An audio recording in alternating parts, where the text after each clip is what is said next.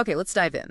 For you, thinking about financial freedom through real estate, it's compelling, right? But maybe managing, I don't know, tons of properties feels like a lot. Yeah, totally overwhelming for many people. But Yeah. what if there's another way? Exactly. A path focused less on sheer quantity and more on being really effective with just a few key assets. That's the core idea we're exploring today. It comes straight from the sources you shared, specifically Coach Carson and his book, Small and Mighty Real Estate Investor. Right. Small and mighty. The premise really flips the script. Yeah. It says you don't need hundreds of doors. Okay. The real power. It's in being small and mighty, prioritizing the quality, the performance of each property, making them work for you. So they free up your time, not just eat it all up. Precisely. So our mission here in this deep dive is to pull out those key strategies, those aha moments, really, from Carson's work. Tailored for you, the listener, to see if this more streamlined path to financial freedom feels right. So where does this small and mighty idea even start?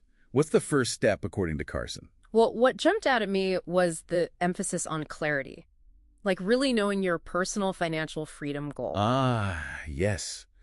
Figuring out that exact number, the passive income you need to cover your life. Exactly. And it's not just some vague goal, it's the foundation. Right, because once you have that specific target, that income number, You can work backward, reverse engineer the whole strategy. yeah, it tells you what kind of properties and, frankly, how many high-performing ones you actually need. It stops being random accumulation. Okay, that makes a lot of sense. Define the finish line first.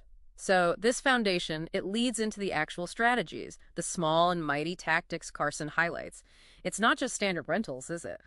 No, not entirely. The book outlines some really specific ways to leverage property powerfully, often with fewer units. One big one is house hacking. Okay, house hacking. Heard of it, but what's the small and mighty angle? Well, it's more than just renting a room. Think turning your home, your primary residence, into a wealth generator.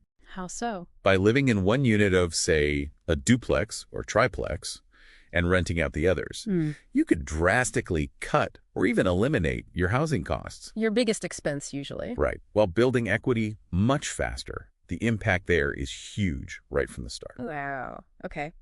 Turning your home base into an asset immediately. What else fits this focused approach? Then there are live-in flips. This is pretty clever. Okay. You buy a place, you live in it while you renovate it, and then you sell it strategically later. Ah, using homeowner benefits. Exactly. You potentially get tax advantages, like excluding a big chunk of capital gains because it was your residence, all while adding value just by living there and fixing it up. So building value, maybe living cheap or free, and tax benefits. That's smart. Okay, and then the classic buy and holds. But you said strategic buy and holds. Yes, strategic buy and holds. This isn't just buying any old rental. Right. The focus is intense.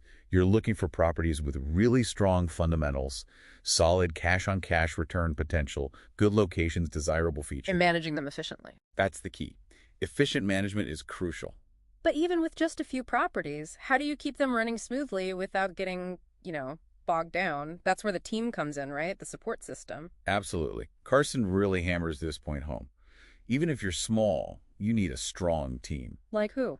Good contractors, reliable property managers if you use them, sharp legal and tax advisors. It's not just about making things easier. It's about performance and resilience. Exactly. Ensuring those high-quality assets stay high quality and don't become massive time sinks. It's asset support, whether you manage yourself or outsource. Okay. And buying these assets usually means financing. This approach isn't anti-debt, but how does Carson frame using debt intelligently here? Good question. It requires financial savvy. The book definitely isn't scared of debt, but it pushes for using it smartly, judiciously. Meaning leveraging debt to acquire assets that produce income, but without taking on excessive risk. No over-leveraging. Understanding your cash flow after paying the mortgage is key, I imagine. And reserves. It's non-negotiable. Debt is a tool to build, not a weight that makes you fragile. Using debt as a lever, not a burden. So pull it all together. The big payoff for this focused, small and mighty approach. Right. What's the ultimate reward according to the source? Financial freedom, obviously. But the way you get there is different. How so? It's freedom with, ideally, less stress. More personal control over your time. A wealth journey that feels sustainable, not frantic. It's about working smarter, reclaiming your time, Yeah. Building that financial buffer so you can actually live life on your terms. Precisely. That's the core message. This really does feel practical, especially, if managing a huge portfolio seems daunting, but you still want real estate to build your independence. It's a focused roadmap. Yeah, it's a shift from just chasing scale to really optimizing the performance of each individual asset. Quality over quantity, truly. So let's bring this back to you listening right now. Given that this small and mighty financial freedom hinges on covering expenses with passive income from high-performing properties, here's something to think about. What specific high-performing characteristics would you prioritize in a property? Think location, type, features, financials. What matters most to you for maximizing impact while minimizing your time? How does focusing laser-like on that quality change how you might approach things? That's a powerful question to sit with. Definitely something to mull over. And that wraps up our deep dive into the small and mighty real estate investor concept based on the sources you shared.